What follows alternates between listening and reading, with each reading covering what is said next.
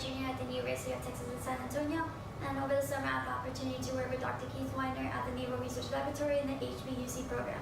Our project included visualizing graphene with fluorophores under ultraviolet light to improve surface transfer of graphene. So what exactly is graphene? So graphene is a single atomic layer of graphite. It is a tightly carbon layer in a hexagon acid. So with the hexagon acid, it provides different properties such as chemical, optical, electrical, and thermal. And due to these properties, graphene can be used to many applications such as field effects resistors, biomedical devices, and surface engineering. My mentor and I are interested in the surface engineering of graphene. So surface engineering of graphene is the idea that depending on what substrate that you put graphene on, this can provide totally different properties. So if you transfer graphene from one substrate and move it to another substrate, it's going to provide totally different substrates totally different properties depending on what substrate that you put it on. So with this idea, my mentor and I are wanting to use graphene kind of like a transporter or a lunch tray. So we want to place materials onto the graphene and then transfer it onto a new substrate because it's going to provide different properties. So kind of like a lunch tray, like I mentioned. So we want to put amino acids, electrical devices, and other materials onto the graphene and transfer it onto a new substrate.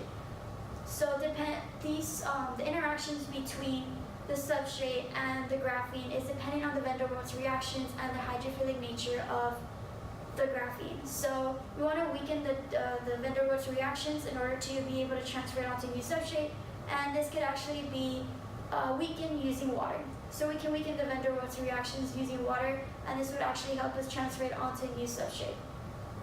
With this idea, my mentor introduced me to the surface transfer graphene method. So the first one is we would enrich single layer graphene from copper. So the way we would see copper is with a layer of copper, and then we would single layer graphene and a double layer at the bottom. So we just wanted the single layer graphene. So we would enrich it using the PMMA and the prana solution, leaving just single layer graphene, and then we would place it on the silicon oxide. So that would be the substrate, the silicon oxide. After that, we would weaken the van der Waals reactions between the graphene and the silicon oxide by using the Birch reduction. This was done by hydrogenating the single layer graphene, removing the hydrogen off the surface, removing the hydrogen off the graphene using ethanol and the liquid ammonia.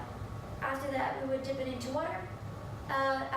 We would dip it into water using a light source and with the lights off, so we would just dip the graphene into water.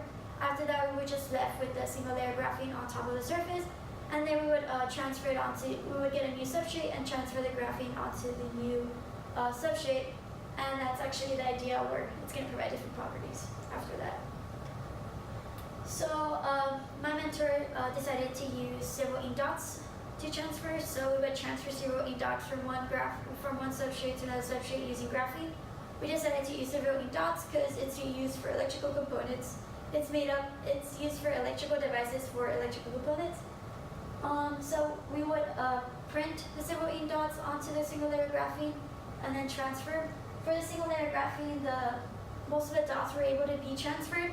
They ranged from 40 to 60 out of the 100 dots that was printed on. After that, we tried the bilayer. The bilayer, we thought it was going to be more helpful due to it. We thought it was going to give more stability to the single layer graphene to be able to transfer it onto the new substrate, but it actually did not work as we thought it would. This is due to it being hydrogenated double instead of once due to the double layer, so we had to hydrogenate twice to remove the hydrogen and be able to transfer it. So it didn't work really well. So after that, we tried the sandwich method. The sandwich method is single layer graphene with several ink dots and then another single layer graphene. These actually help more with the extra layer on top and be able to transfer it onto a new substrate better. The range of dots that were transferred was 60 to 80 dots out of the 100, which was pretty good.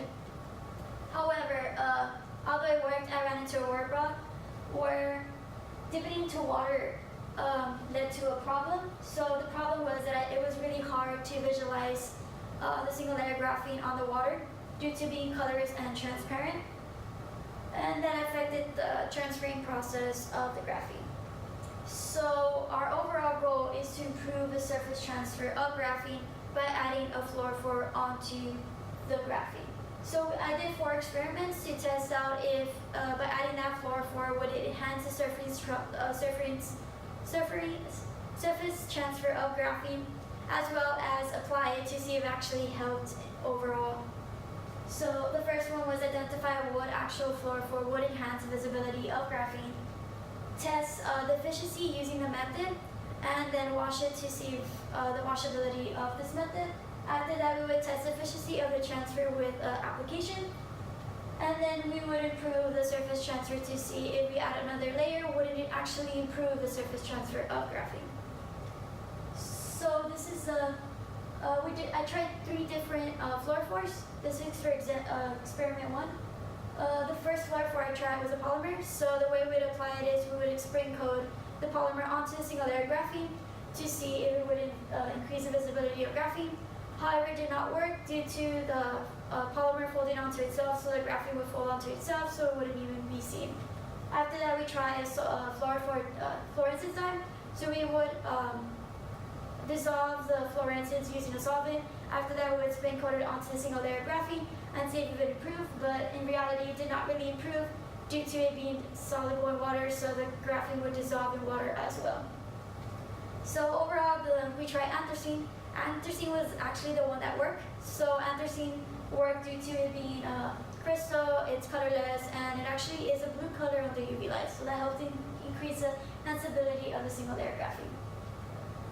So after that, we tested the methods of fluorophore of the anthracene. So we wanted to improve the method portion of the transfer. So we did the birch reduction, which is the same thing. After that, we prepared for transfer. We sublimed the anthracene onto a single layer of graphene. After that, we would delaminate onto water using the graphene delamination apparatus. The graphene delamination apparatus was actually something that was created during the summer program as well. The graphene delamination apparatus helped improve the surface delamination of the graphene. This is due to it being controlling by the birch cork, so it will control the amount of water that will go in, and by the control of the water, the delamination was in minutes, as opposed to the previous project where we would just dip it into the water and it would occur in seconds. So over minutes, it actually helped improve the delamination. More delamination of the graphene was actually being delaminated. After that, we would visualize the anthracene and the single layer of graphene under the UV light with the lights off, and then we would pick it up with a new substrate. After that, we would place it under the microscope, but we couldn't really see it under the microscope, so we wanted to remove the anthracene. So we would use a toluene and then wash it with bromine vapor. That would move all the anthracene off the single layer graphene to improve the optical contrast of the graphene itself, and we'll be able to see it better. So these are the results that we got using that method. So this is a single layer graphene with anthracene on it. So those chunks actually represent the single layer graphene with anthracene with the lights off, and here's just a comparison of what it looked before. So as you can tell, we were able to enhance the visibility of single layer graphene using anthracene. We actually got a bonus where we could actually see with the lights on, so that was pretty impressive, where we could see the single layer graphene with anthracene with the lights on. We weren't expecting that since it's blue under UV light. So after we saw that it actually enhanced the visibility of graphene, we wanted to see if graphene was actually being delaminated, not just anthracene by itself. So we use a Raman spectra. So the way it worked is we would take a Raman spectra before we added anthracene. So these 2 peaks indicate that anthracene was on the surface, on the substrate. After that, we would sublime it with anthracene. So 2 additional peaks came out, and those 2 peaks indicated that anthracene was on the single layer graphene. The other 2 indicated graphene. So this is anthracene and graphene. After that, we would delaminate and transfer onto the substrate, and then we could see that we were just left with the 2 peaks of graphene onto it, demonstrating that single layer graphene was actually being transferred onto the substrate, not just anthracene by itself. So after we saw that it worked with fluorophore anthracene, we wanted to see if we could apply it to another application. So we went back to silver ink dots to see if more silver ink dots actually were being transferred as opposed to just without anthracene on it. So the first one we tried was a hydrogenated single layer graphene. So we would print the silver ink dots like the other project. This is a just representation without the anthracene. This is sublime. This is transferred and onto the substrate after being delaminated, and this is after washing with bromine vapor and toluene. So here we have just left the silver ink dots. So this demonstrated that we were able to transfer silver ink dots onto new substrate, and it actually improved the enhancement. We were able to transfer more dots than just without anthracene on it. We actually rendered between 60 to 80 out of 100 with anthracene added on to it. After that, we wanted to see if we could actually transfer more, so we added another layer onto the single layer graphene, so we went back to sandwich method. So we added the sandwich method includes several E dots with 2 layers of hydrogenated single layer graphene. This is just a representation, sublime, transferred onto unit substrate, and then wash with bromine and toluene. After that, we were able to see that more dots were actually being transferred with that extra layer, as well as more dots were being able to transfer with anthracene on it than without anthracene. It ranged around 80 to 90 dots out of the 100, which was pretty good.